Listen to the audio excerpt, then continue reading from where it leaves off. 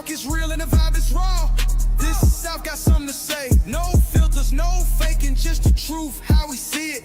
So kick back, tap in, and let's get to it. The Still Country Podcast, Still Country Podcast, Still Country Podcast. Show the money, Still Country Podcast, Still Country Podcast, Still Country Podcast. Yo, what up? It's your boy Eli Isabell. Welcome to the Still Country Podcast. Thank you guys for tuning in tonight. We have a great show for y'all. But give me 1 second, y'all. I gotta get some juice because the laptop gonna die, then the show's over. So hold on. This is transparency for your ass right here, y'all. All right. Thank God for the people in the back. Appreciate you, man. Easy in the background. All right, thank y'all. Welcome to the show tonight, man. I have a great show for y'all tonight. It is just the fellas, man. I'm happy to have them. You know, we're gonna do a little bit more of the man shows, so y'all can get this male perspective, man. We got a great show for y'all tonight. We have some great topics, man. But before we go any further, I want to have the fellas introduce themselves. To my left, he's a recurring guest. They're low-key co-host. Yeah. Holla at the people. Bring your mic closer. What's going on, everybody? My name's Chad Sidnor. I'm a personal assistant. I do event management. I'm a middleman. I just connect the dots, and I'm looking to, progress in the world and help others as I go. Amen. Namely me. Yeah. Shout out to Chaz. To my right, my guy. Talk to the people. What up, everybody? It's your boy Mark. What's up, Big Chad? What up, E? Happy to be in the building again. What up? Appreciate you, man. Hey, y'all, we got some things to talk about tonight. But before we go any further, I want to take a quick second, man, and just say RIP to Reverend Jesse Jackson. We definitely lost an icon in our community, in this world. Jesse Jackson, born in Greenville, South Carolina. He started his activism really early in life. He started working with Dr. King in 1965. He was actually with him when he was assassinated in Memphis. And there's a lot of conspiracy theories about that. They were saying he had something to do with it. I read some stuff about that, but he did a lot for us and fighting for our community. He formed the Rainbow Push Coalition in 1971. That coalition was basically designed to help poor Black people and poor people as a whole to gain an economic advantage. As you can see, we're still fighting for that. And the struggle never ends. He ran for president in 1984. I don't know if a lot of people know that. Like, if you're not a certain age, you wouldn't know that brother ran for president. He was like third in voting for the nominee for the Democratic Party. But I mean, in 84, you running for president, that's crazy. Because he had the foresight to try to make that happen. Even beyond that, he was being used as a missionary. He was being sent over to Cuba. He went and met with Saddam Hussein. He was able to free like 20-some hostages between Cuba from Fidel Castro and Saddam. Like, they sent this Black man over there, y'all, and he had hostages freed, man. So I think we have to definitely make sure we give the Reverend Jesse Jackson, 84 years old, passed away on the 17th. RIP to Reverend Jackson. And man, we want to definitely show you some respect in Black History Month. Any thoughts about Reverend Jackson, y'all, before we go forward? I was just about to say they ain't giving him enough credit. Then, if that's what you're saying, he did. I don't know as much of the history. I wasn't born until '96, so they wasn't talking. they ain't talked to him about too much of that. But if he did all that, he definitely need to be talked about more. We need more flyers given to him for sure. Yes, sir. Reverend Jesse Jackson, man. R.I.P. Ram. Anything, Mark? Yeah, most definitely. Matter of fact, whether or not people like Al Sharpton, didn't he spark Al Sharpton? He got him popping. They all came around there around the same time with Dr. King. They was all in the fight together. But he always held it down for us. You know what I mean? He was always out there doing his thing. So he didn't have to be boisterous. He didn't have to be seen. He was a guy that did his thing and just help people get free. You know what I mean? Whether it was getting free to find God or anything. So and he definitely. Right, he definitely. Let me just make sure I mention this. He definitely was a outspoken critic of apartheid, and he was a part of that whole movement to free. I mean, to rid South Africa and Southwest Africa of apartheid. So big shout out to Jesse Jackson. I never forget when they say he didn't like Barack Obama, but when Barack won, if you remember when he won the nominee, Jesse Jackson was in the crowd sobbing profusely, like with pride, man. So people say all kinds of stuff about folks, but I feel like he was always down for us and like pushing to better our cause. So shout out to Reverend Jesse Jackson, man. Yes, all right, real quick. We was just kind of behind the scenes talking about Donald Trump and a little bit of politics. Hey, y'all, I'm hoping to have a black conservative on within the next couple of weeks. I think that would be interesting and actually fun because I love that kind of banter, that back and forth about politics. So I'm definitely looking forward to that. But however, I just want to say one thing before we move forward into our topics for tonight. I think we're in a really pivotal time for this country. Yeah. I think this country's always been divided, but I think this country's more divided now maybe since Jim Crow, the civil rights era. Yeah. Like there's always been racist people and people doing this and doing that, but now people are so outspoken with their racism. Right. This Trump administration is just doing outlandish things, and they don't even care who they offend. It's not even just their policies; it's their wordplay and the things that they say. And Donald Trump has not, in my opinion, and you guys can correct me if I'm wrong. I don't think he's done one thing between his 2 terms that he's tried to unite the country. Where he says, "Hey, y'all, let's cut all this out. Let's come together. We are one country. We are." And he further did fuse the divisiveness in my book. Like, and I'm just like, and y'all, we only 1 year in. In his mind, he is though. You can't tell him you ain't in his mind. You know what I mean? But from what we see, truth. And real quick though, when you just said all that stuff, shout out to the 3-year anniversary of the Montgomery River. Yeah, it's been 3 years already. Yeah, man. So we had to revisit that every year. Yeah. That was definitely that's a part of Black history now. Yeah, most definitely. Especially my young boy that swam across the whole joint. The white sheriff line. Yes, sir. Yes, sir. Yeah. Most definitely. Yeah. It's a rough time right now. Especially depending on the state that you're in, you might feel a little bit more than others. Delaware seems to be a little bit calmer, in the Northeast, but still, you definitely feel it more now than before. So it's there. I mean, it's there. I haven't felt it as much. I feel like it's more unseen than it is seen now. And one thing I do give Trump credit for, this is going to be a weird piece of credit, but he's made me see a lot of people who they really were. Okay. Because he's put that battery in their back and people are now just saying and doing whatever, like you see it on social media. And I have a dude I used to work with who is a teacher now. He's been a teacher for 20-something years. And he is, I think, 3rd or 4th grade. I'm not going to call his name out. White dude. I used to work with him. We were pretty cool. And we were in our early 20s then, right? And now I'm seeing all of this MAGA Trump stuff and everything about ICE. And I know the school he works at, there are little Mexican children there. There are black and brown. There were just black and brown kids there. And I'm like, I wouldn't want my kid in his class at all. Right. You know what I mean? Yeah. So it's people that things are happening that we don't. Everybody isn't out yelling the N-word and saying these things, but people are doing things covertly, which is even more dangerous if you ask me. And they would like to. They would definitely like to. Absolutely, man.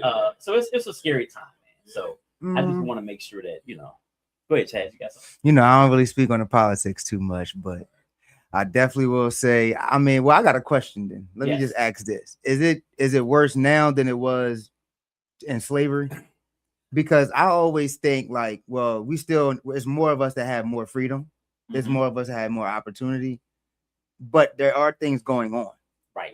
So like, I'm going to say definitely not. I mean, we're not being lynched on the regular. I mean, shit happens. Okay. I'm just going to say now there's just the Klansmen are CEOs and they are, people who can affect. There are people who are head of banks where you may or may not get that bank loan. Correct. So they just playing the game differently, but the game is still being played. Okay. We're not being hung by trees and beaten with a whip. But metaphorically, they still putting that whip to our ass. It's not even as bad as it was in the 80s and 90s, but I feel like we're going backwards though. Like I just feel like we're not moving forward. So how is that if the percentages are going down of non-successful black people? If you're saying there's more successful black people now than there ever was, I think. Well, think about, or maybe just from what I've been taught. Okay. Let me start there. So think about how we're finding success.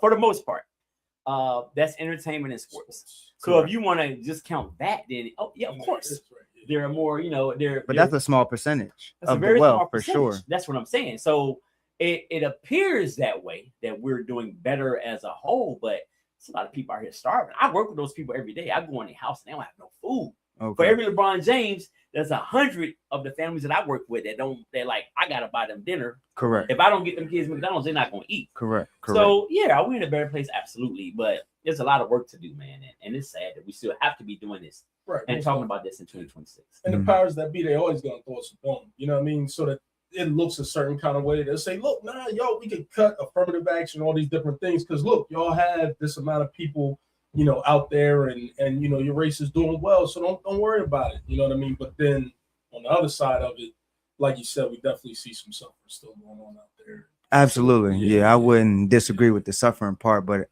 I just think there's more of us we got to focus on the more positive things, because it's like certain things we just can't stop right now. Yeah, that's true. You know what I mean? We already was behind from the jump. So it's already like the playing field was never even. Yeah, true. Never will be. Correct. So us complaining about, your building being taller. Look, let me just get to my top floor. And then I'll figure out how I can get from there to the next floor, instead of us being like, oh, your building's bigger than mine. You know what I mean? So I think the mindset has to shift, because we have the tools and they're being exposed more and more now too. That is true. They getting canceled just like we are. We're not playing with them. Right. No. We'll come to the whole company at at the headquarters. Yeah. We showing up. Yeah. Your whole stock will drop. Right. Yeah. You know what I mean? So it's like, I like that. I don't know. I just had a few questions. So it's that's good. That's good. And I don't disagree with what you're saying. I just think that I want the tall building too. Fuck that. Why can't I respect that? I respect that. And see, the thing is, there's nobody, like I say, there's people like LeBron, there's movers and shakers, and even with LeBron, I commend him so much for what he's doing back in his hometown with the school, and kids are going to college for free, man. Mm-hmm. Like I don't know. I just want an even playing field. Now, if you don't do nothing with this even playing field, then that's on you. But let's make it an even playing field for everybody, and which is hard because they've had a 400-year head start. Oh yeah. Can you imagine us owning 3 states and we're getting free labor for 250 years, and we don't have to pay nobody, and we selling all those goods? Yeah, you talk about generation after generation, right? Yeah. But anyway, I digress. But yeah, Chad, good points. I definitely don't disagree with what you're saying. All right, let's get into our first little thing here tonight. I want to talk about me and one of my homeboys was talking, and we was like, as much as we don't understand women, I know I don't. I'm gonna speak for me. I don't think women understand women. As much as I don't understand women, we were talking. I was like, but do they understand us? I think women have a particular point of view of men, and they keep us in this little square. Right. And they don't. I think some women don't allow men the opportunity to grow. At least men can grow, but I don't think they give you that credit for growing and then adjust to your growth. So I want to kind of get into, what do y'all think women get wrong about us as men? No pressure, because it's people in the background. No pressure. Damn near everything. No, I'm kidding. Go ahead. No, it's a lot. It could be a lot. I mean, I'm less experienced than you guys, so y'all could tell me more about. Yeah, because I'm here to sponge. I'm always trying to sponge it up because I need to learn, myself. Because I done been through stuff, but I know it's an uphill battle for sure. But better with them than without them. Listen, absolutely. So we need them. We definitely need them. Here's one thing I think that women. This is my opinion. I think that women don't know about us. I think that they don't know that we need reassurance and encouragement. I think that some women, not all, some women feel that you're a man. You should be fine. You should be able to handle this. Because I saw my uncle, I saw my dad go through these things. They didn't ask for help. You should too, They didn't talk to nobody about this. And I think that's one thing I think women get wrong about us. We don't need. It's okay to say, you know what? Thank you for what you do for our family. Like, thank you for, what I'm saying? Like, I think a lot of women, and when me and my friends talk all the time about our relationships, and I think that's one thing that doesn't happen. We don't get the reassurance. We love you. Thank you for what you do to us. Right. I mean, we're the expendables, basically. You know what I mean? So that's the reason why. You know what I mean? It's supposed to be.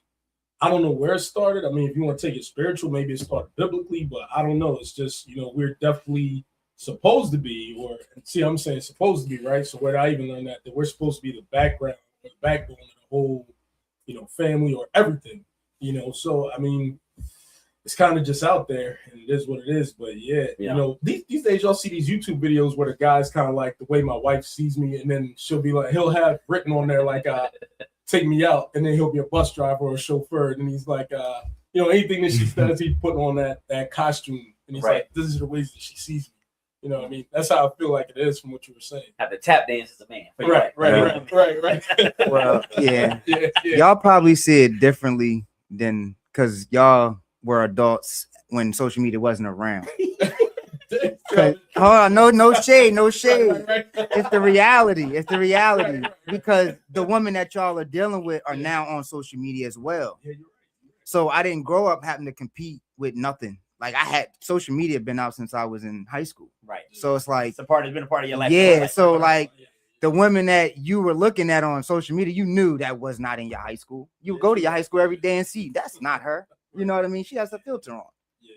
Now it's like, I don't know. It's different now. It's different. Yeah. It's just it's just different. It's different. What about another thing? I think if we don't talk about a particular issue, we don't care about it. And the reason I say that, because I think women don't understand that sometimes. I'm gonna speak. I'm just using me, but I think I can speak for some men.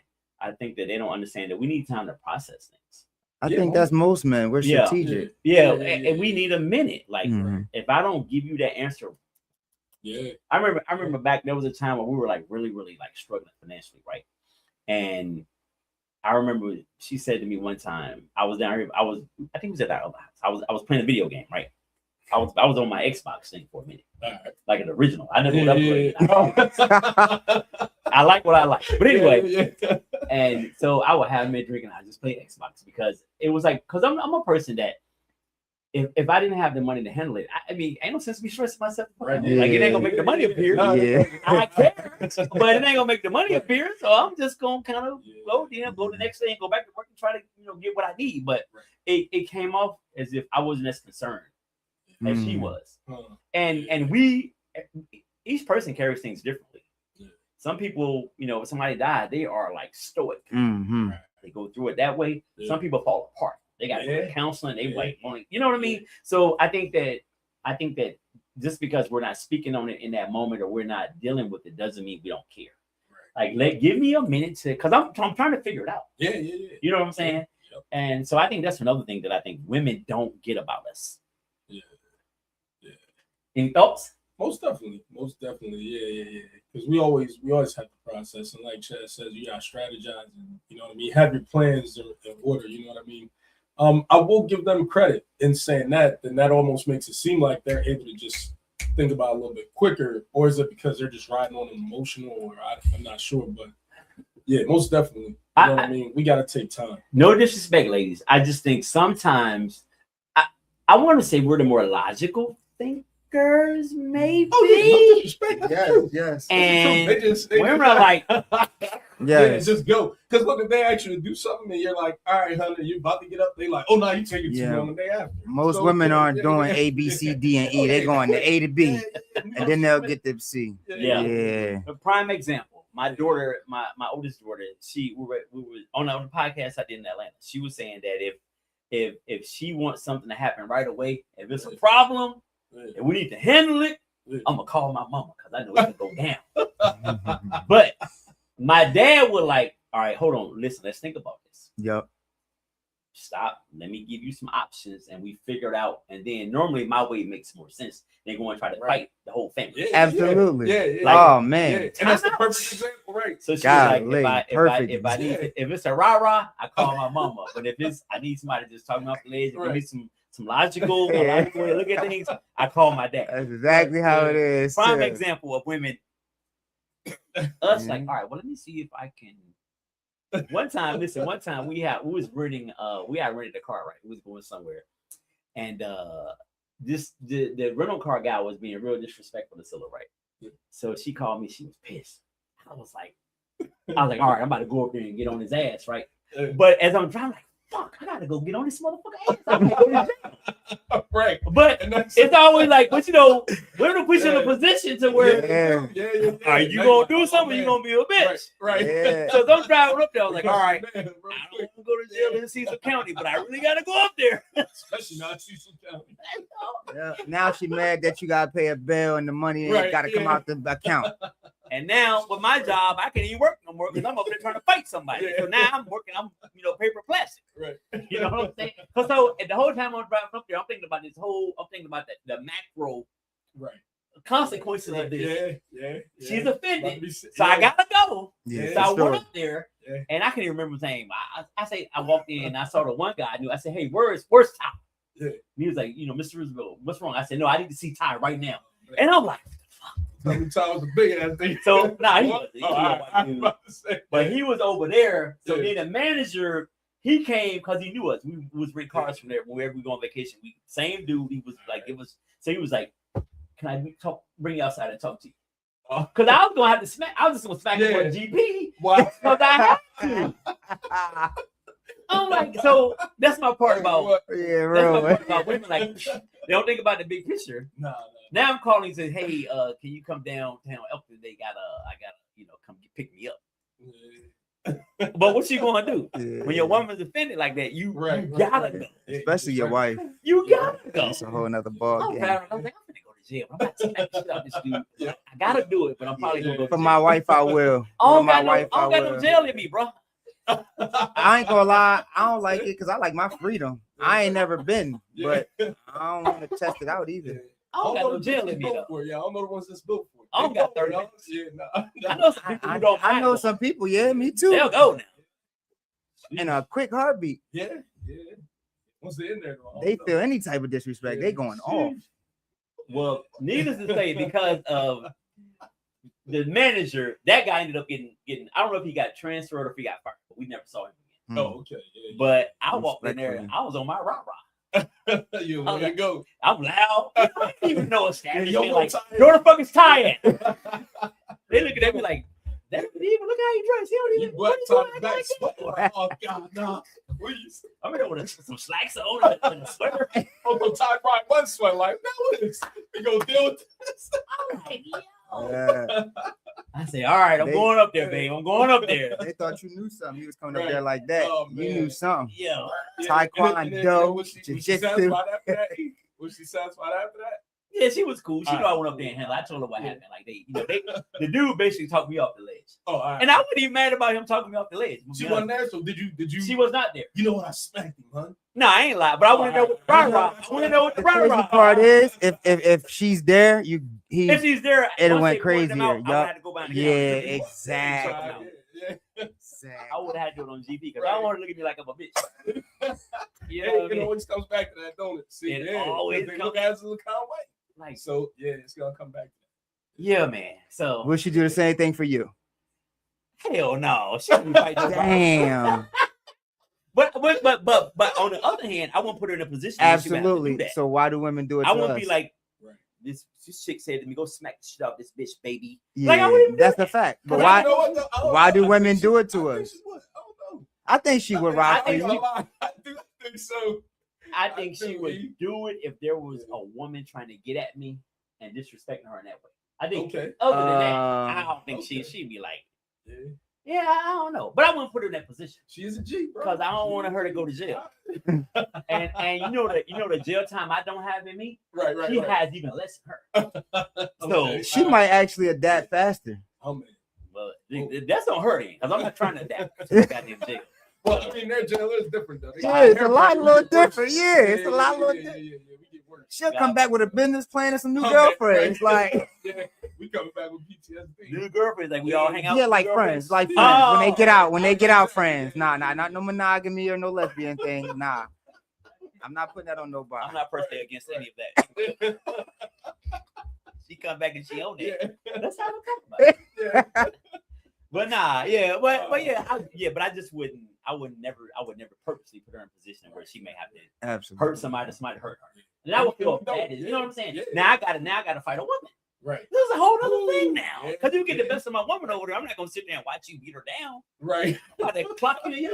Me and my lady can beat the her. chair, right? Yeah. Get in the car, baby. Right. Don't worry about that leg. We'll take right. Drag that leg into the car. The one that she done broke. You know, now I'm fighting a woman looking like a real sucker. Oh, yeah. It's too much. It's too much. So what if you get beat up for your girl? Oh man, that's worse. Right. So how does that conversation? I probably gotta try to kill him. Yeah. That's the only way I can. Like if you beat me up in front of my woman, yeah. I can't even imagine. Like you were trying to defend her. You went in there. What if he come behind the counter? He knocked you out. Or put you down, and you gotta call her like, yeah, I went up there, but it didn't go how it played. You know, right? Yeah. The white boys be on MMA shit. You know exactly. He coming up on some street fight. They boy with the got down in some kind of sand. Kick your knee backwards and all that type of stuff. Put you, got me on some kind of hole on the floor. Yeah, that's what I'm saying. I'm on the floor doing this right here. Yeah, just don't put me in that position. I mean, I'm gonna handle my business, but I would hate to. Yeah. But anyway, so here's the last thing I want to talk about. I think women get wrong about us, and I don't think it's completely wrong because I think as you evolve as a man, it's not the main thing anymore. But I think a lot of women think all men want is sex. Now, don't get it twisted. I need my fair share, but I would say males want sex. Yeah. Men want something different. And I think, you know what? Okay, I like that. Yeah. Talk then, young fella. 1996, go ahead. Yeah, I feel like as males, that's just our biology. That's just the way we're wired. We're hunters. That's what we want. Yeah. But as a man, your mentality is different. What you need is different. You know, you're not.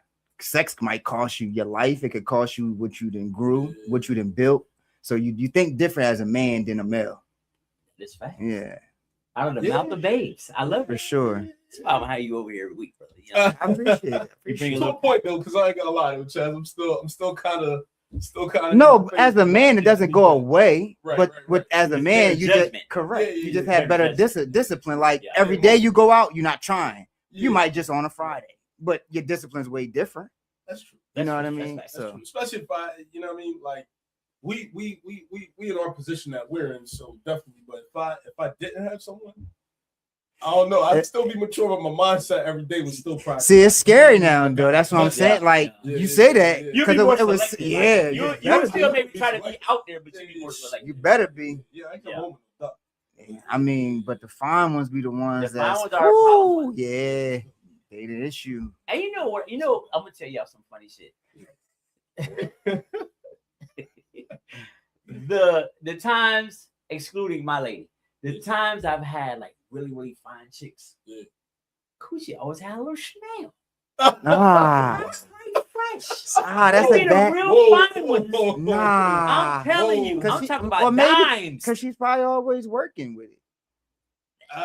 Then if you know you out in the streets working that, you need to handle that. I'm not showing up with the sweaty balls. Don't show up with the funny style smell.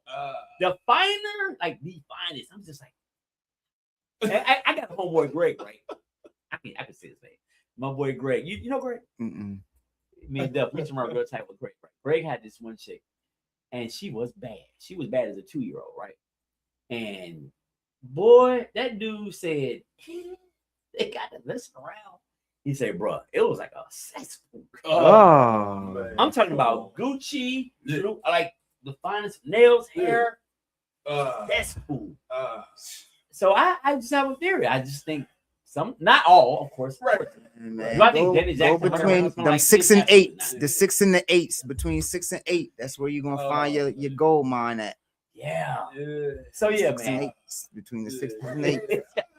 The 9s and 10s, you go have fun, see them again, maybe. I don't know. Yeah, they too much of a headache. No, I'm cool. I agree. Really, most really of them not even natural at the 10. Unless you're going out. It depends on your preference. Right. Depend on your preference. But I mean, I don't know. Our black women be looking good everywhere. So yeah, absolutely. I had a homeboy. I haven't talked to him in a while. My boy G, like he purposely flowed in the 5'6" area. And he would, and I've told this story before. We'd go out to the club, and this when we was in college, right? He always bring a girl home. 4 of us to go in the car, 5 will come back. Always to bring a girl home. Like, a method to her madness. You get lucky, you bring the chick home, go down. Every Friday night. Yeah. And I was like, yo, what's the method? He said, man, I kick it, have a good time, but the whole time I'm scanning the chicks that's over there holding the coats. Ain't nobody asking to dance all night. They ain't got no attention. He said about, a little before the lights get ready to come on. He said, go there and put the heat on. Bring out on the dance floor. Yeah. Give him everything he got. and before we know it, it's 5 people going back to the crib. Absolutely. Because the other ones already got they set up for the night. Yeah. They were just going out with their girls, get lit, and then they was calling who they calling. And it's weird because I never really unless you're spending a couple of hours. Well, that was my era. That wasn't my era. Oh, I would say this era. Yeah, you gotta be that boy. You gotta spend a couple of hours. Either one. I think my talk game was heavy. So that's how I was. Yeah, I ain't have to spend too much. I ain't going to either. Go back to the crib. I ain't doing that. Boone's Farm. Get that Boone's Farm. I'm gonna give me a Mad Dog 20, maybe a 40 ounce. We're gonna have a great night. Yeah, I'll miss out on something before I pay for something. I ain't doing it. But anyway, let me go. Let's move forward because the people, the audience might be getting a little restless. This is why it's the Man Talk Show. All right, let's get into the main topic for the night, man. Where we at? All right, we gotta have more. All right, let's get into the main topic for the night. And I really want you guys to, hopefully you got to put some thought into this because I thought about it and I wrote some things down. But things we've had to unlearn as men. And ladies, if you are on the feed, I want to hear from you too. What are things you've had to unlearn as a woman? Things you were taught growing up, things you subscribed to, and then when you became an adult standing on your own, you was like, yo, that's bullshit right there. Like, that's crazy. So things you've had to unlearn, whether it was taught to you by your dad, older brother, whoever, but something you've had to unlearn as a man. Yeah. Men and how they deal with their emotions. And that's the main thing. I agree. Like, so what were you told? Like, suck it up. Even if you was hurt. Yeah. Like, even going through, like, I think mentally, we as little boys, we do the physical pain first. Right. We go through all the physical pain because we falling, we doing all that. Dad telling you get up, get up, boy, you all right. And then as we get older, it turns into the mental pain, and we good, we all right, we could deal with it. We tough. Right. And then I think that's what it is for me. It was the, Do you have a son? I do. And so, how are you raising him based upon what was poured into you about being tough and sucking it up? Because it's a fine line. Yeah, it need a little bit of both. It is. I think so. With my oldest son, he kind of gave me the forgiveness for a child. Okay. And then his little brother gave me the affectionate of a boy. So like he every day he walks out the house before he get on the bus, he wants a hug.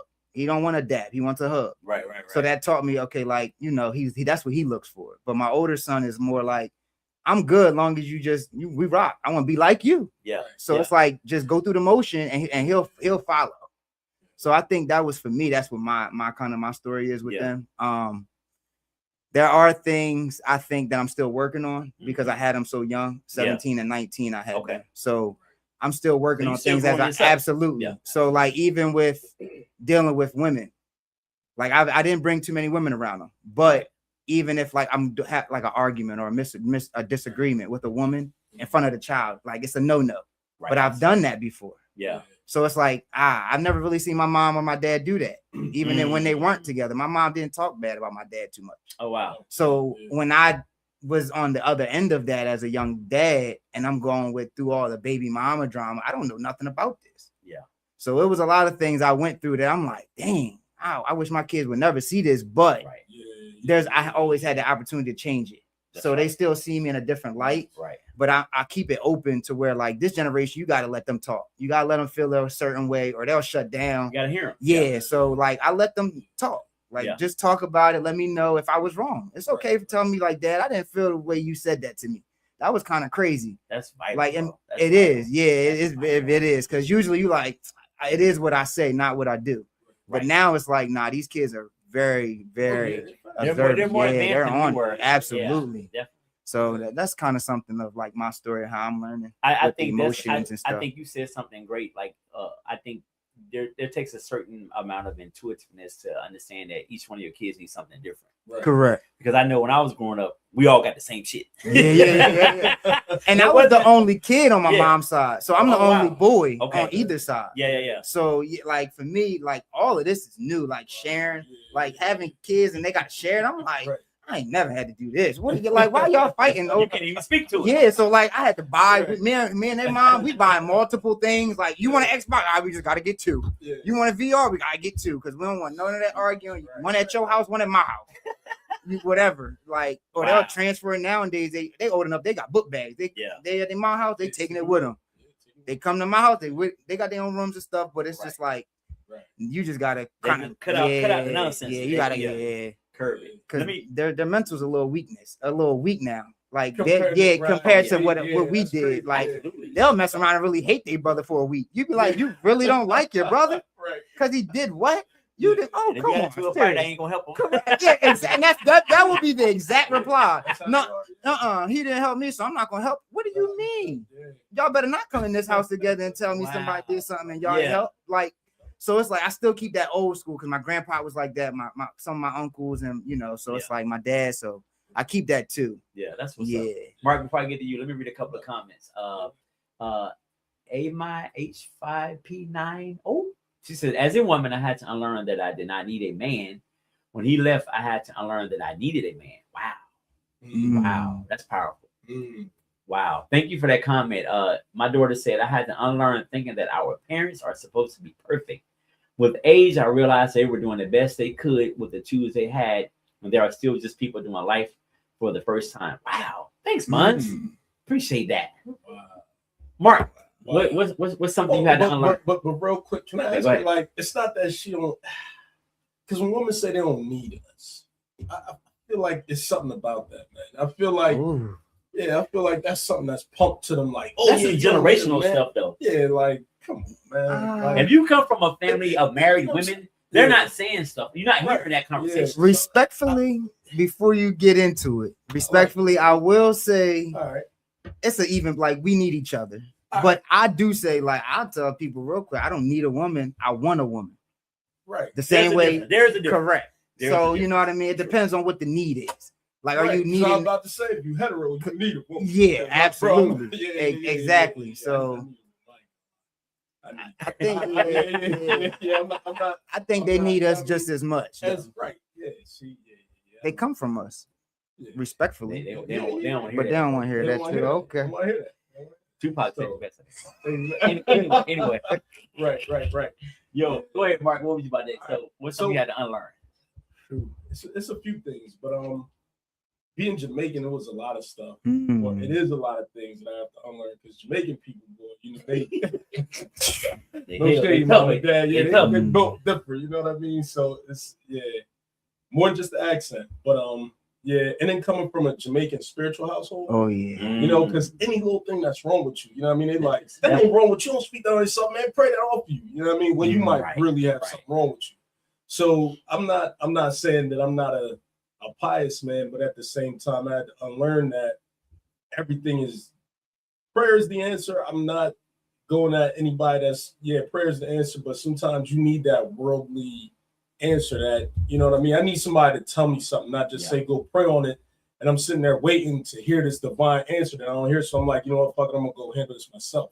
And then I get myself in some trouble or something. So I kind of had to unlearn that as I grew, and I even went through a time where I was kind of like, you know what, I don't even want to do like a Christian thing because I was just raised in this, so I don't even know if I really believe what I believe or if I just believe something that somebody told me to believe. Correct. So you know what I mean. I had to go through that and unlearn some things in that area. Just for a spiritual, kick to it.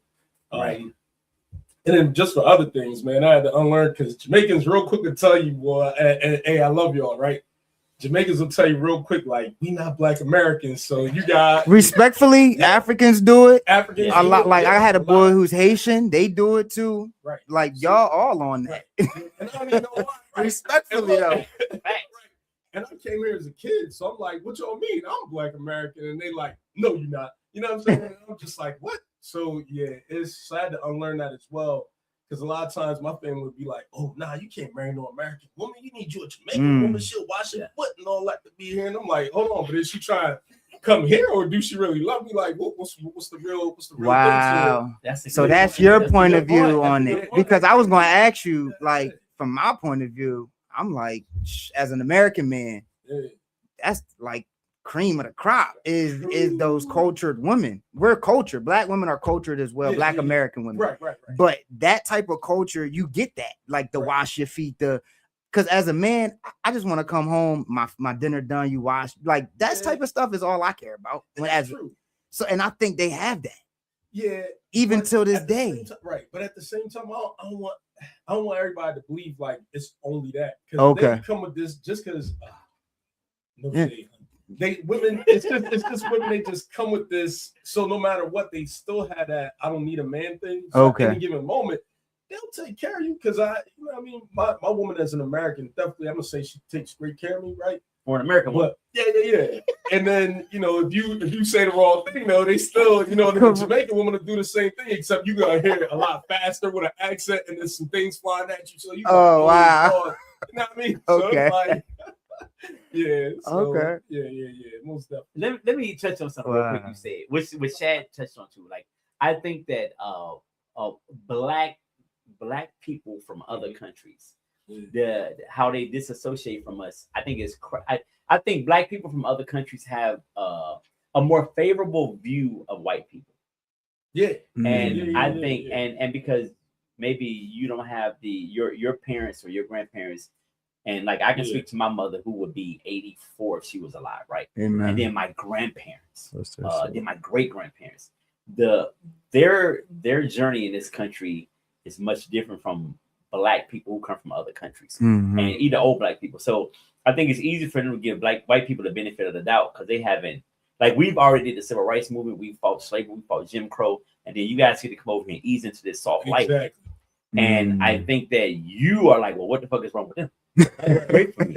Well, it's great for you because of my mom and my grandparents, and people down south getting sprayed with hoses, dogs being sick on them, and like, so. I think there needs to be some consideration taken into that when black people from other countries come here and try to disrespect us, because you're only here because of the work that our parents and grandparents have done. Well, you know what I mean? The civil rights movement allowed black people from other countries to get here. It wasn't just about us being able to sit at lunch counters and shit. So I think a lot of people don't know that. So how does would a Jamaican feel for Americans to come Americanize like Jamaica in a sense, or is it American one thing? Yeah, or is it because y'all don't come here and try to buy everything up? That's the difference. Is that what it kind of is? Because like even in Puerto Rico, it's that way where like they don't like white Americans or even black Americans coming there and buying stuff up. Right. Because it's like that's their culture. They built this up. And they're big on that generation thing, like he was saying. I'm feeling like around the world, right? I don't know if this is gonna make sense, but America travels like Americans travel with the United States on their back, meaning like you'll have a white American, a black American. Well, I shouldn't say black, but white people. Just being real with y'all, it seems like they'll travel somewhere and kind of have this American bravado, right? So people look at it and say, okay, I automatically know that that's an American, right? So everybody is seeing that, and it makes them feel a kind of way. And because white Americans, they come with usually more money, right? When people look at them, they're like, oh, they're successful. And then they see a thing, and then white America wants them to believe that. And I'm not going to white America, but I'm just being real. Correct. They're making the world feel like, oh, they are the cream of the crop. Right. And that's how I should aspire to be. So now when they come here, they're like, oh, I want to live how he lived when I seen him come over. And then they sell this still quote unquote American dream. Absolutely. That, because when my cousins came here from Jamaica, they felt like, oh, those streets are paved with gold. So we just gonna walk up there and pick it up off the street, not realizing, oh shit, we really got work and hustle here. Like this shit is not easy. You know what I mean? Because in Jamaica, you could pick an apple off a tree and eat that. Here, you pick that, you just stole a crop off somebody. Wow. You're gonna make money off of that. You know what I mean? So America's so organized and everything. People come here and think that, and then America sells that Black Americans are lazy and don't go after that. Meanwhile, they have that opportunity. So you get a foreigner come here, African and Jamaican, and they're looking at it as, wait a minute, you're here, you're born here, and you're carrying yourself like this. Because obviously what people see on the news and whatnot, it's usually us going at each other, Correct. pulling each other down, and they always want us to make it seem like we hate each other and all this kind of stuff. We're all gangster thugs, whatever. Yeah. You know what I mean? So that's what they choose to buy into. Right. And so now they're coming from another country like, oh man, why aren't you successful as the white man? Not even thinking like he said, well, somebody fought for that. Yeah. You know, and again, they started with a head start. Correct. So, Okay. You know, so, and let me say this about that part. I think that I think that so the media does a number on us. Mm-hmm. So I remember being a kid, right?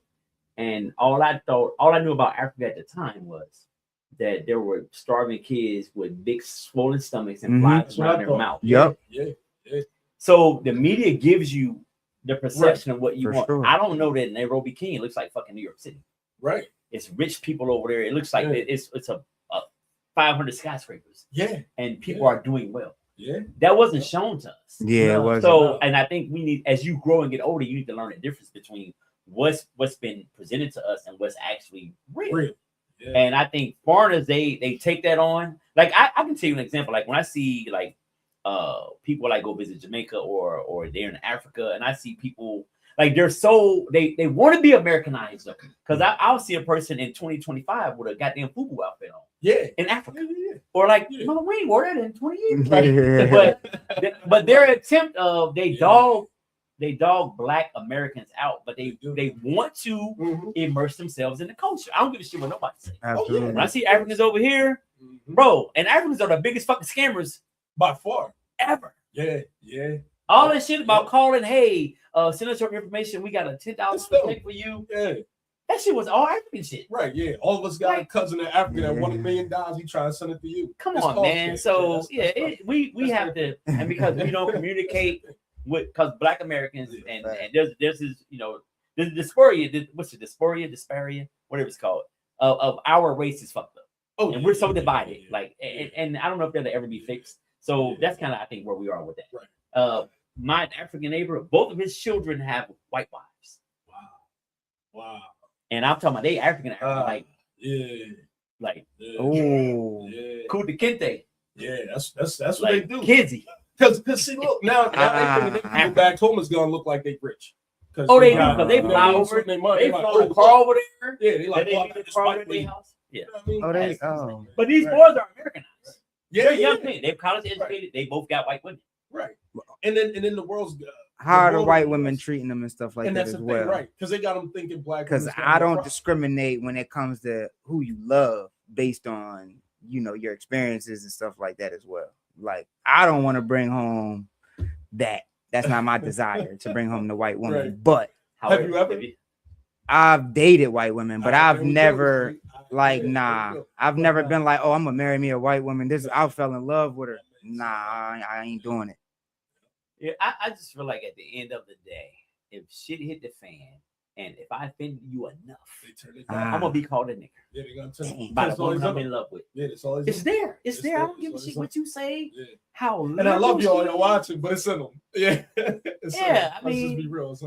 That's just my opinion, and I don't want to put myself in a situation where I'm gonna go to jail because I'm gonna choke the fuck out of you. And you know I'm gonna go to jail for choking a white woman. So I just rather put myself in a situation. Yeah.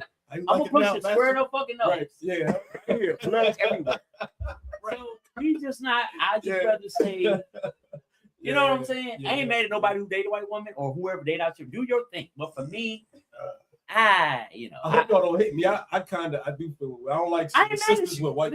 I don't like it at all. I can't. I respect it. I don't know why I hate it. I can't see. I just every time I see them, I'm like, oh yeah. I think it's gonna. I think it's getting more. It's becoming more prevalent. Oh yeah, of course. Black women, and here's what I will give white men some credit for.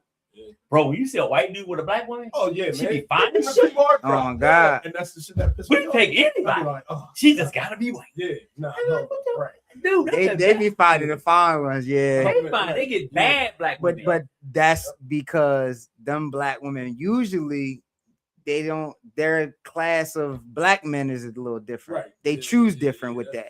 Yeah, it's a little different. Let me read a couple of comments. I think I took somebody out. Dang it, Oliver. Let me see if I can bring Oliver comment back. I don't know why I be messing with shit.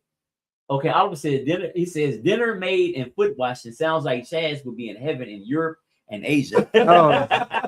Well, so look, my sister in London, so I need to get over there. Then I haven't been over there yet. I need to go.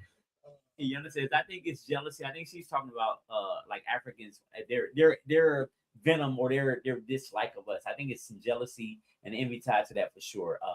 So deep thought, you say it's gonna happen. What's gonna happen? You're gonna get called a nigger at some point? Is that what you're referring to? Yeah, probably. Yeah. Yeah, I just don't. Huh? Oh, it's cool. Oh, let me get that over there. All right. Did it come up?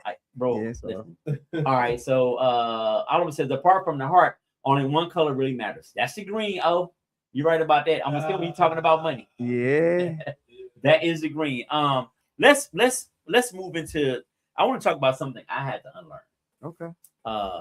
Definitely about being soft. Like you're raised to be tough. Like you fall and break your arm, you can't cry. Mm-hmm. Like I'm 7, my arm's broke. Shit hurts. Like, get up, little. Yo, black people hell, boy. Like you, hell on the band, boy. But I had to make sure I treated my children. So the way I was raised, I think my mother did a great job. But I had to understand that. See, my mother, it was like loving, hug, kiss, but I'll fuck you up. Right. You know what I'm saying? So I thought as a parent, I would be the lovey, hug, kiss, I'll fuck you up parent too. And again, Chad, you said something that struck a chord with me. You have to raise your children, even though you're in the same house, everybody needs something different from you. Mm-hmm. So I had to figure that out. I think our mother gave us all the same thing. I love you, and I'll fuck you up. There wasn't no in between. There wasn't no, you know what I mean? So you just did the right thing, so you wouldn't get fucked up. Right. So, but and also nobody cared about your mental health and how you felt. Nobody listened to you. Right. Like nobody cared about how you felt about nothing. So I've had to learn to listen to because of the job I do. Yeah. I think it made it easier. My kids do say that because of the job I do, it made it easier for me to be able to be a good listener and to be able to have. Right. So I thank God that I was put in the situation I was in as far as my career. Yeah. But like my voice did not matter in my house. Wow. Like not only my voice, my older sibling, they voice didn't matter to nobody. Nobody want to hear the shit you gotta say. Right. This is what it is. Yeah. You fucking do it, or there is consequences. Yeah. And I thought before I had kids, I would be that way. We gotta whoop these kids' ass. Yeah, you know what I mean? Like, yeah, that's in everybody. Yeah. And bro, I'm the farthest from that. Like I have a stepson, right? I think I might have spanked him once. My daughter, my oldest daughter, I think I might have gripped her up one time. Helly, I have never put my hands on her. I can just talk to her and express my disappointment. She's a mess. You know what I'm saying? So I think as I went further in my career, because my kids were little, I was in the beginning stage. I was a couple of years in. But as I evolved in my career and learned about therapy and how to talk to people and learn understanding what everybody needs something different. Mm-hmm. And I couldn't raise them all the same because they're different people. Right. Yeah. So I think that made me a better father as I went along. And it makes me a better father now because all 3 of my kids need something different from me. Yeah. And I'm proud that I'm able to recognize it and give them all 3 what they need. Right. You know what I mean? So it's a lot of shit because when you're being raised in the 70s and 80s, man. And you were down south too, right? And I was down south. Yeah. So your parents are teaching you this, you ain't getting in trouble. You're not gonna be disrespectful. Yeah. Under no circumstances. Like would you ever look at an adult and talk to them sideways and crazy? Yeah. And because that said adult who's not your parent could fuck you up. Right. And it was okay. Yeah, it took nobody would be mad. Yeah, you know what I mean? So I'm thankful that I had that experience, but I'm thankful I've been able to evolve as a parent. Yeah. And finally, now I think I'm on. Let me not say that shit. I was gonna say I'm on cruise control as far as parenting because everybody's doing the right thing and in a good place. But do you feel like that parenting would have worked now? What, my mom's parenting? Yeah. I'll probably be in jail because you can't fuck kids up really like that no more. For sure. Because the personality of your child don't match. You know what I mean? You might have that way in you, right? But if they're not doing anything to warrant them getting fucked up, then why are we kicking the shit out of them? Yeah. You know what I mean? So. Well, and you got to think about the time I grew up. I'm older than you too, Mark. I think it didn't take a lot for you to get fucked up. Like there was it could be some small shit. So where does that? So if we go down in history and go further back. Does that come from that slavery mindset of being beat? So. Yeah, I think so. Yeah. To keep somebody in line. Okay. Yeah, in their mind. They're like, oh, you step out an inch. Absolutely. We'll get you. Okay. And our parents adopted that. I think they adopted it initially to keep us safe.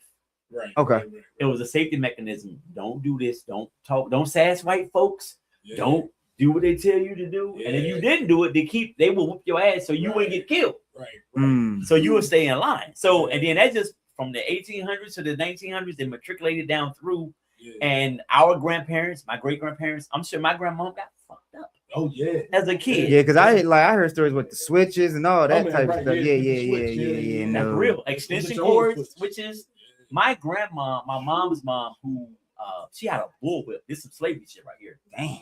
She had a bullwhip. If I don't know if you know what it's a that's long thick. leather. In the way bulls. To like tighten them the fuck up. Yeah. If you hit a bull, I damn sure she would be crazy to a human. She would be with that, bro. So, and you think about growing up like that, it produces a lot of trauma that you don't even know what's trauma. Yeah. Because it's a certain amount of fear.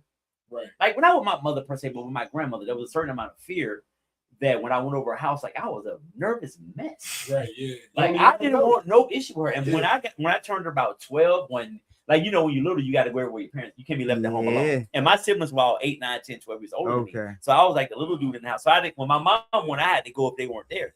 When I got to the point where I didn't have to follow my mom everywhere she went, I never went. I disliked her so much. And when she died, I was like, no, I didn't go to her funeral. Yeah. What? I hated her because of how she made me feel. Like, you know how when you were a kid, you're already afraid of this person, right? So she was the kind of lady that would say, like, because I'm so fearful of you, she could say, go put that cup on the kitchen table. And I'm going to fucking do it before you get the whole thing out your mouth. Right. She would say, go put that fucking cup on the table. Like, I'm going to do it. You know what you got to do? Like I didn't do it. Then you came back with that. That's like an angry woman. Bro, but as I became older, I understood that that's how she was treated. Absolutely. Right. That's usually what it stems from. Right. Sometimes people only know what they don't know, but I didn't fuck with her.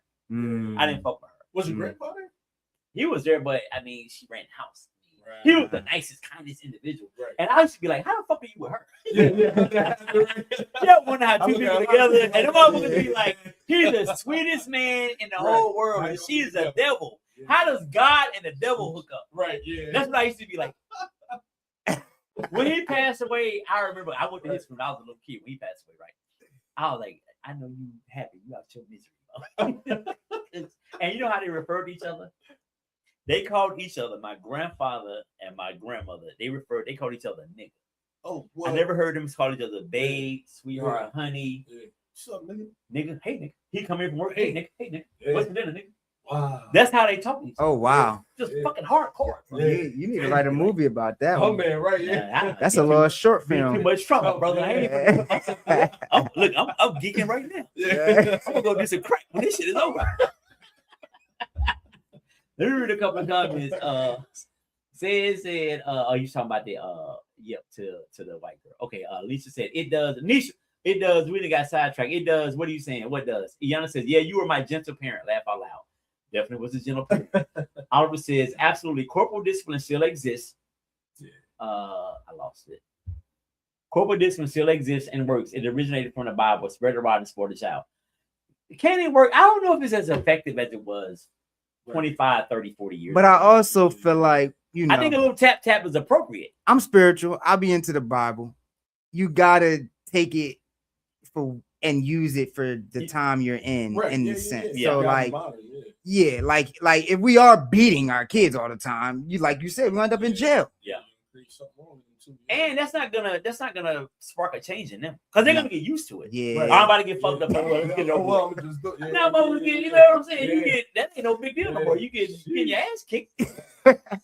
Now I think sometimes parents kick their kids' ass because it makes them feel better. That's not okay though. That's not okay. That's a mental check-in. Yeah, that's not okay. Go check in. And my boy said every once in a while you need to whoop them kids. I do think that, like, if I'm telling you the same shit over and over, I'm putting my hands on my children before. And I'm working with you. I never had to do it because my kids listen, but I'm gonna have to fuck you up. Yeah. Because I done told you 20 times the same shit. Not even 20. And then that's just disrespect at that point. So you don't care. You don't care about it. And I also feel like the gender is different. Like I've never put my hands on my daughter. But my boys, I done tapped them before, but I don't really have to beat them because I can talk to them. And it'd be like, damn, like my dad disappointed. I don't like that. But if push come to shove, oh no, I'll put hands on you. I think it's or I'll discipline you. Like I'm the one to be like, you know what? I need 50 push-ups and 50 sit-ups before you do anything else. And you can't touch that phone for the rest of the week. Matter of fact, I'm gonna make you go outside and you can't come back in until 7. Go to the park, figure something out. Right. I'll come like you live right around it. It's like you know, like it's a punishment. So I'll reverse psychology it. Yeah. Do something like that. Like I'll figure ways out. Right. But like because the beating thing, I just don't want to ever get hemmed up to where I can't work with other kids. Right. I can't work with my own kids because I didn't. I ain't got time for that. Yeah, and they looking to do it to us. Yeah, I'm cool. Right. Absolutely. Iana says, I think talking works more than whooping. Honestly, I can eat a whooping a little bit. I can eat a whooping. It'll be over in a few minutes. But when you are actually explaining what you did wrong and know your parents are disappointed, that sticks with you longer than a whooping. I agree with that. But if we have to talk about the same thing a couple of times, then I got to get on your ass. But hold on, you don't remember when parents talked to you while they was whooping your ass? You like, I'm getting both. Yeah, so I want none of that shit. O says, nah, I'm gonna keep you from ever becoming a YN mindset. O says, he built the ass. Oh, I ain't mad at it. Lanisha and Yana says it does come from the slavery mindset. That whipping that our folks got, they pass it on down to us. Okay. Where we at? All right, let's get down. Let's get into. I want to say one more thing. Let me see. I had it written down. How about this? Things I had to unlearn as an adult. I think I tied my value as a man to my earning potential. Oh yeah. Wow, that's right. deep. I will second that. You know what I'm saying? Because I'm going through. I'm still fighting that right to this moment. Right. And every time I go, your generation. Absolutely. Because I got some of my homeboys who really making it. Right. And then I also look at myself and I'm like, I got kids. They don't got no kids. They also did other things, but it's like it's your time is your time. Yeah. So there's a lot of knowledge I'm gaining. There's a lot of experience I'm gaining. Mm-hmm. I just haven't got the check to come with it yet. Right. And so I look at it like that now. But yeah, my generation, it's a lot with it. It's hard. It's hard. It's hard. Yeah. I thank God. That's how I say that because he come through more than the money do. Right. Absolutely. And then you know what? I think we get it misconstrued about what are they doing to get that money? Like what? That too. You know what I'm saying? Like we just need the final result. Absolutely. And a lot of folks out here scamming and doing weird shit to get the money. For sure. And you know, is that worth your freedom? Is that worth your self-respect? No. It's things you have to think about. I'm not selling my soul ever. That we're not doing that. We're not doing that. So I definitely don't. I think I've grown beyond that point because I remember when things were tight and bills weren't being paid in a certain way. As a man, I was just about to say, how to make you feel, bro? Like low, like I'm not handling my business. Like I wouldn't even approach my woman for sex if shit wasn't right. You know what I'm saying? Like I would feel bad about. Like I need her to give me this, and shit has been nothing ever really got turned off. Well, you know, we see. I'm gonna tell you some funny shit. Cable be the one thing we let go. When it got tight, bro. I remember buying all. That's the easiest thing to go. Entertainment for our show. What you talking about? I remember buying all kind of little antenna, little digital boxes and shit. I'd be up there motherfucker holding the thing. She'd be like, "Baby, it's clear, it's clear." I'd be like, "All right, let it go." Now let it go. You just gotta stay there while she watch. Yo, dude, when I tell you that God has brought and sustained, dude. Like, that is amazing story. I'm telling you, now all we gotta do is stream. Oh man, right. Fire stick it or something. I'll jailbreak that joint in a quick second. We got all the channels right now. It's definitely a luxury now. You ain't even worry about DVDs. No DVDs, no nothing. I remember hiding a car. I used to go to work. My car would be a few months behind. I would hide my car a few blocks from my job and walk to work. Just so they knew where I worked at. So you don't get this motherfucker right here. Not today. Till I get that motherfucker. If y'all don't catch me stashing over here, walking to the job, I'll be the one keep that on the weekend. I give it to somebody during the week. I ain't want that stress, no. Stressful times, man. Man, that's crazy. And that's how I know. That's how you know when somebody really down for you. Yeah. When they shit is hype like that, and they still rocking with you, bro. Like you can't do nothing but appreciate. So I got a question about that. I know I don't mean to take you off topic. No, it's all good. But when do you make that decision as a man and say, you know what, this woman is really with me because while I'm down, or is it's just their time at that moment? Shit, when we both hungry. Oh, okay. So she was struggling with you, not Yeah, it was with you were struggling and she was there. No, yeah. Okay. I ain't never met a woman while I was struggling, like, because you probably not gonna get her. Correct. But the struggle can happen during the relationship. But I'm saying you got some that fall in love with the potential, so they like I can stick out for a year or two. Yeah, I'm all right. Yeah. But if I know that you're gonna rock with me because of my attention, I'm gonna go harder because I want to fulfill that. Absolutely. And let you know that you haven't wasted your time with me. Okay. You know what I'm saying? So, but yeah, but when they hungry with you or we watching VHS tapes, because we ain't got no cable, they don't want. And we there watching Shrek and all kinds of bullshit. Yeah. Harlem Nights for the 89. Bro, you kind of okay. That creates a level of dedication to that person, and like I'm gonna rock with you. You know what I'm saying? It's the loyalty. So, it's the loyalty, man. Yeah, and it make you go harder for that person. Those struggle times. Okay. Yeah, I mean, we're over here frying bologna and egg sandwich. Wow. I ain't never mixed a bologna and the egg, but this is kind of good.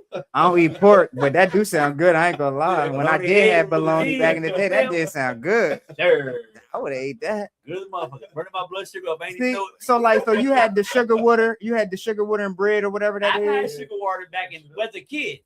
Yeah, that's what I'm saying. Like, as a kid. I never had to do that part. Syrup sandwich. Yeah, like that's the thing. That shit good as fuck. Like if you would have said that, I'd have been like, yeah, I was eating French toast. Like that's probably would have been my response to that. Nah, man, you get some flapjacks. You know what a flapjack is? Yeah. Poor man's pancake. Yeah. Real thing. Yeah. I know what you're talking about. Water. And you put some goddamn molasses on it. Right. Breakfast. Oh man, okay. I've lived that, and I'm proud that. Like my mother, I never missed a meal. Right. Absolutely. I may didn't always have the best clothes or the best sneakers, but I was. Right. I didn't know. I was telling Hella this. I didn't know reports about the 6th, 7th grade when I started wanting name brand sneakers and shit. Right. Because as a kid, my sneakers came from like Walmart. Like Walmart's been always a thing. Okay.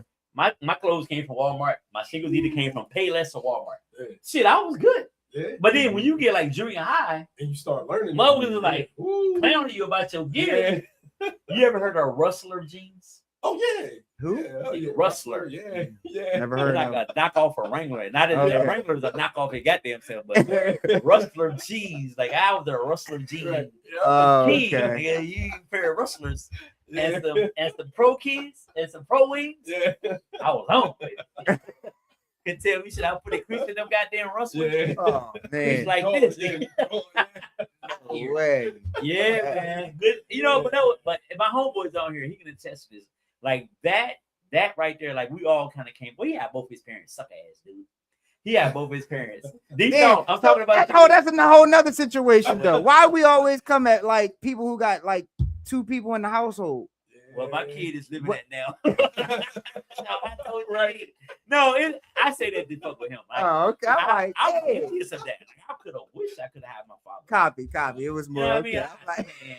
Like knowing what I know now, I think, and I'm doing okay with my life. You know, like God is good to me, and I've done okay. But I think if I had a man showing me early in the game, this is the direction, son, you need to be doing. This is how you treat women. This is how you do. I think my life would have been more simplified had I had a strong man guiding me. A lot of shit I had to figure out by myself. I'm glad you said strong. I had to figure it out by myself. And sometimes when you figure shit out by yourself, you hurt a lot of people. You hurt yourself. Absolutely. You set yourself back. It's just, but I don't think I would trade it now because it's brought me to where I am. But I think life would have been easier had I had me for my kids. You know what I'm saying? Absolutely. Yeah. Wow. Any more thoughts, man? We're over. This has been. I'm really enjoying this conversation. I really don't. This was a great. I really got one more thing to say, but I'm gonna let it go. Oh, why not? Why would you do that? All right. This is the 1,000,000 views episode. Hey. Let me see. Hold on. Man, what's Friday and all that. Okay. One thing I want to say to all men and any guy who's tuned in on this show tonight, it's okay not to be okay. Like it's not, you're not weak, you're not, because we go through shit too. Yeah, we do. And I think people don't. I think people don't acknowledge that. Right. I think we're supposed to be men and we're supposed to be strong all the time. Especially black men. Yeah. And probably white men. I'm not white, so I don't even care about that perspective. I don't give a fuck. But So I think we need to, when we're not okay, I think it's okay, and then we need to kind of either with your homeboy, your uncle, aunt, whoever. I think we need to find somebody. I think for a long time when I wasn't okay, I held on to that. And it's hard to kind of work your way through your shit without. You need the outside voice sometimes, or at least the outside voice of reason, because there's always outside voice. I was about to say, so always don't mean no good. Is it easier to get the outside voice from someone that's not within the family because they don't know you personally that much, so they don't know your flaws and all that? They just giving you straight raw like information, or it's being more genuine. Or do you feel like I learned a while ago? More... So I have two older brothers, 15 years older than me and 14 years older than me, right? And I was just talking about this. I used to be mad at them because they were like adults when I was a teenager. And I used to be like, why aren't they like doing this for me or giving me this?